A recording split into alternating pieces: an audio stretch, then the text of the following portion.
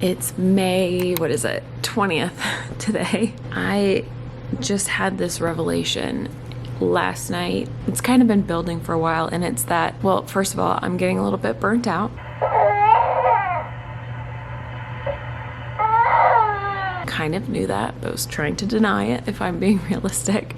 But Zion just turned 5 months old a couple days ago, which means I am 5 months out from having my life drastically changed, which is something people don't talk about very much. It's been a learning curve, to say the least, but I wanted to talk about it and just about how I'm starting to learn. I need to kind of check in with myself every so often and be like, are things still working? Could they be better? Am I trying to do things the old way that doesn't really work anymore, and I should be attempting to do something different? And I've done that a lot with writing. I had so much fun making the Mama Writer series, is what I call it. Sometimes I call it that, sometimes I call it writing a book with a baby. It was just such a blast to document my trying different things now that Zion is here. Trying writing in the morning instead of at night. For a while that worked really great. And trying different lengths of time to write and stuff like that. Let me back up.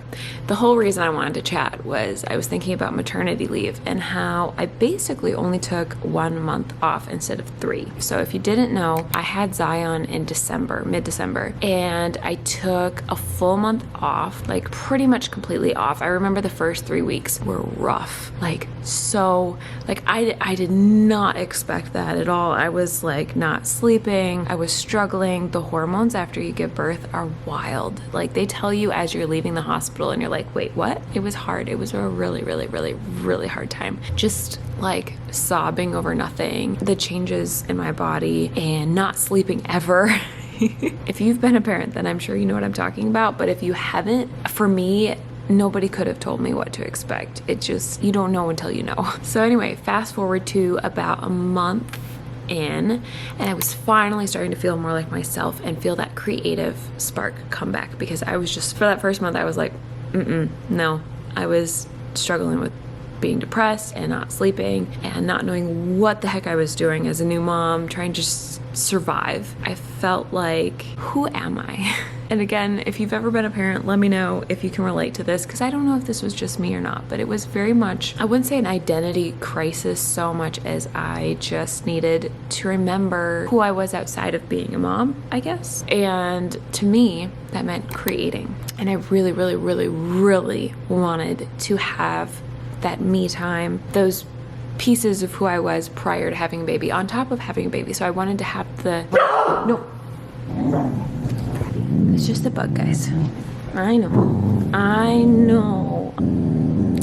Excuse the interruption. Are you all done? Are you? Good girl. I was trying to say I love Zion so much. And it was just more of me trying to find a balance of who am I as a mom and how do I still be myself?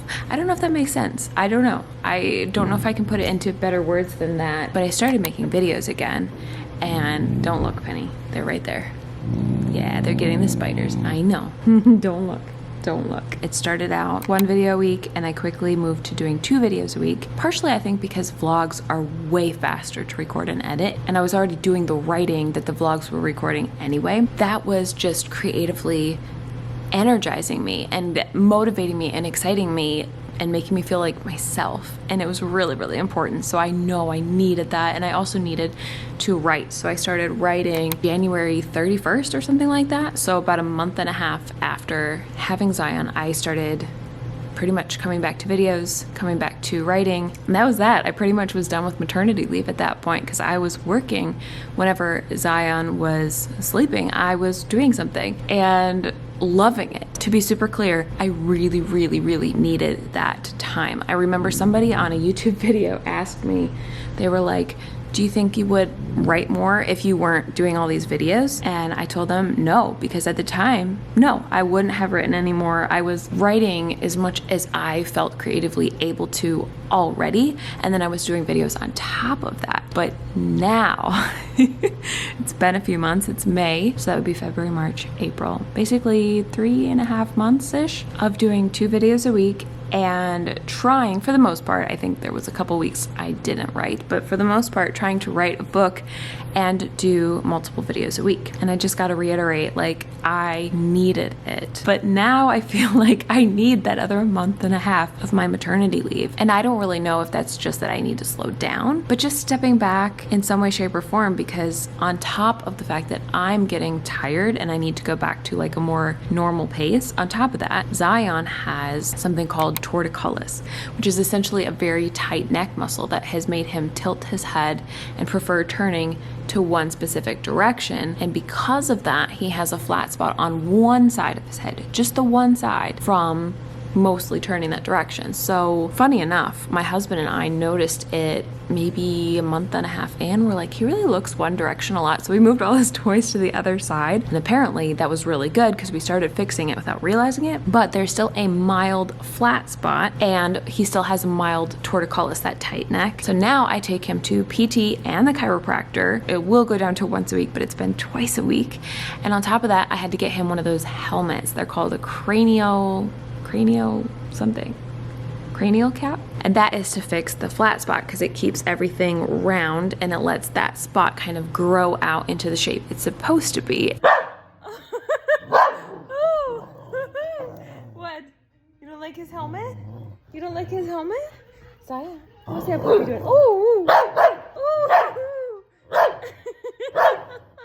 oh no. Long story short, I just am struggling with all these appointments because those are times that normally I'd be putting him in his crib and I would be working, and instead I am out on the road driving him to appointments, and I just don't have as much time right now. But it's worth it. It's for him. It's very important, so I'm not going to stop doing them. Okay, editing Bethany here. After a week with the helmet, it's just been so awful, and my like mama instincts just keep like screaming that this is not the right thing. So I finally decided to listen to that, and I wasn't going to share because I'm like, who really cares? This channel is about writing, but I think some of you will appreciate knowing. So really quick, I just wanted to share that I was like, you know what? I've had second opinions. The PT person thinks he could totally fix this on his own without the helmet. She's seen people do it with their kids, and I feel like if I can teach him to sleep on his tummy, which FYI, hold on, very, very proud to say, we've been working on it. So if I can get him to sleep on his tummy and then just keep him off his back when he's awake, like hold him and use my Moby wrap, which I love. He's not a fan, but we can help him become a fan. I feel like as long as I can keep him off the back of his head, it's going to naturally resolve itself without that stupid helmet that is just absolutely messing with my mind and with his mind. He has had an awful week. He's just not been himself. He's been not eating, not sleeping, crying all the time. I don't know. Some people might be like, you're crazy, just do the helmet, but everything in me is like, this is not right. I just wanted to come on here and share that sometimes plans change. I'm like constantly changing plans right now. I have to be honest with you guys. It's so outside of my personality. It drives me crazy because I like to have a plan and stick to it. But a big part of being a mom, I have already learned in just 5 short months, is being flexible and being able to change plans. And that's what I'm doing. So anyway, back to the video. It doesn't sound like much. Like if I were hearing me from the outside, I'd be like, that's only a few naps a week, right? But here's the thing. He also recently learned to roll over onto his tummy. So every single nap is currently a fight. Not in a bad way, but more in a, oh, he's rolled onto his tummy and he's playing instead of sleeping, and I have to go roll him back. I've considered leaving him on his tummy for those moms out there who are like, just leave him. I did once. He did manage to sleep eventually, but for the most part, he spits up and then lays in it, and it's just not, it doesn't end well. It ends in him not sleeping at all and refusing naps, which has happened a lot as well. It's not a problem. It's actually awesome that he's learning these things, and the appointments are going to be worthwhile. I'm going to be glad that I did them. They're only going to take us 1 to 2 months of appointments, depending on how he does, because it's very mild, but they're taking time away from work. And what I realized is this is just not the season to be pushing as hard at work.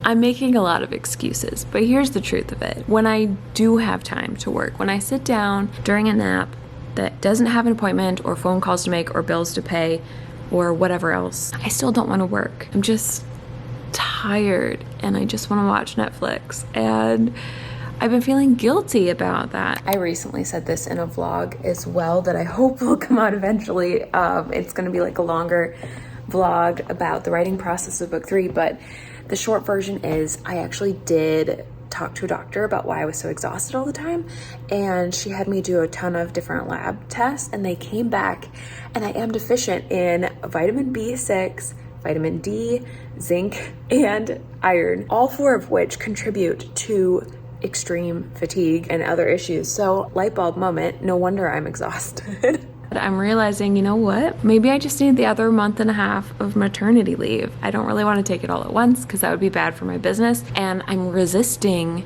the idea of taking time off at all because I am so excited about the Jezebel books, or I should say the Queen's Rise series, now that it has an official title. And I'm just so excited about like getting the covers done, writing book 3, which has been so good and so fun. And so I don't want to actually stop because I think that would really make it hard to come back to the book. It would slow down my publishing timeline, which I don't want, and just generally it's not what I want either. So I need to find that happy medium and a balance where I slow down, but I don't stop altogether, but I slow down enough that I won't burn out and I won't end up needing to stop down the road. Does that make sense? I don't know if I have it all figured out, but one change seems obvious, and that is to go from 2 videos a week down back to 1 video a week, because videos take a lot of time, and I'm just not feeling as creatively excited about videos these days as I am about my book, and I want to prioritize my books. I want to make them the top priority, and I realized that the first thing I need to do is edit book 2 for my critique partner Bethany to read, because I really want her to be able to read it before she has her baby, and so that's a deadline. And then my next top priority would be finishing book 3. Probably she won't have time to read that because her baby is due in less than a month, and I don't see myself finishing that fast, I don't think. But I can still try. It's still a deadline worth shooting for. So I'm going to be focusing on the books. So if you see less videos from me for a little bit, that's why. I'm probably going to get antsy and want to come back to making more videos, because I do love creating videos, and I feel like it's a different type of creating that really fills me up and gives me joy. So I'm definitely not stopping doing videos, but I am going to step back a little bit. Okay, can I be real with you? I have been daydreaming about these books being published, about the covers. Mandy Lynn, my cover designer and one of my good friends, and I are about to start working on the cover design process. And just a couple days ago, Courtney from the Courtney Project here on YouTube, shout out to her channel. It's amazing. I definitely recommend it. I'll link her below if you want to go watch her videos. I love all of them. But she has been doing a cover design series where she critiques book covers. So I submitted my cover and was super excited that she picked it to critique. And then my mind was just like blown by how much good advice she had in that video. So thank you, Courtney. I am obsessed with that. I've watched it twice already, and I took like 5 pages of notes. And then I started chatting with some of my writing friends about like, what do I do? Because I love cover design and I love the idea of rebranding, but that's 4 books and a lot of money. Or I could take Courtney's ideas and start by applying them to the new series that I'm already working on, which only has 1 cover so far, and just rebrand that cover because it was a standalone anyway. And so now I want to rebrand it to be a series cover and to match 2 other covers and have 3 new covers. So really that seems like the most financially wise option, I guess you could say. And then eventually I can come back to the other books in the Stolen Kingdom series and rebrand them to match the Queen's Rise series.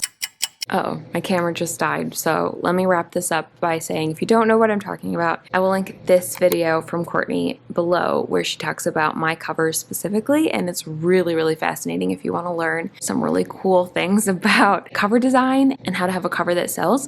But the very short version is my covers are good for Kindle Unlimited, but they're not great for wide, and I do want my books to be wide, and so eventually I do want to get new covers for the Stolen Kingdom series, but for right now it seemed most financially wise to look at the series that I'm currently writing because I haven't bought any covers. Well, I paid Mandy, but I haven't actually started the design process with her yet. So I have the perfect opportunity to say, hey, Mandy, instead of doing 2 more covers that kind of match the one I have now that aren't good for wide, let's go ahead and rebrand the first cover, The Secret Gift, which looks like this right now, and just rebrand it, because technically this cover was for when I was writing it as a standalone, and this was meant to be a standalone cover. It literally says standalone on the cover, and now that I know it's going to be a series, let's take the opportunity to follow Courtney's advice, but on this book where I only have to make 1 cover change instead of 4, and I can kind of use that as my learning curve, and then get covers for the other 2 books that match this new cover design instead of getting them to match the current cover and essentially wasting money on 2 more covers. Does that make sense? I hope I'm explaining it well. It just made the most sense financially to be able to act on Courtney's advice right away, but on the series that I'm already about to get new covers on anyway. Does that make sense? And so Mandy and I have been brainstorming, and my critique partner Brittany Wang and I also, and I am getting so excited for what they could be, but I can't quite picture them yet. So stay tuned. I hope to have a cover reveal coming up. I guess this is like the first time you're probably hearing this from me, but I am eventually going to make an official announcement too that I'm rebranding The Secret Gift to be a series. And people are probably going to think I'm crazy, but that's fine. I don't care. The point is to market well and to give this book the best chance that it possibly could have. And so I don't want to waste time now that I know things I could be doing better. So thank you again, Courtney. I really, really appreciate that video. I was joking. I was like, I had a cover crisis the last few days, but in the best way, because I love book covers, and I love being able to like act on something that I know I can do and I know I can make it better. Anyway, I've rambled enough. That's basically the essence of what's going on in my life right now. It's chaos with Zion. We are 5 months postpartum. I'm dealing with a little bit of anxiety, and I'm realizing that might be actually a postpartum anxiety because some things are bothering me more than they should. So I'm working on that. I'm working on my health, trying to. I need to be better at prioritizing that. So this is me trying to be accountable with you guys that I'm going to be slowing down in work to start taking better care of myself, to start exercising again, to start taking vitamins, and hopefully resolve that and have more energy to work as well. But until then, I'm going to take it easy and I'm not going to feel guilty about it. That's what's going on with me lately, in case you're wondering. If you're here all the way to the end, let me know by saying, what should I say, Penny? By saying, hi, Penny, and then I'll know that you stayed until the end. Anyway, I hope you guys have an awesome day. Thanks for listening to me vent and get all of these chaotic thoughts out of my head. I really needed to just process it out loud and figure out what I was going to do, and I feel really good about it. So hopefully it'll go well. And over these next 2 months, you guys can keep me accountable. If you see me doing too much, you can be like, it's okay to slow down. It's okay. Anyway, I love you guys, and I'll talk to you again very soon. Bye.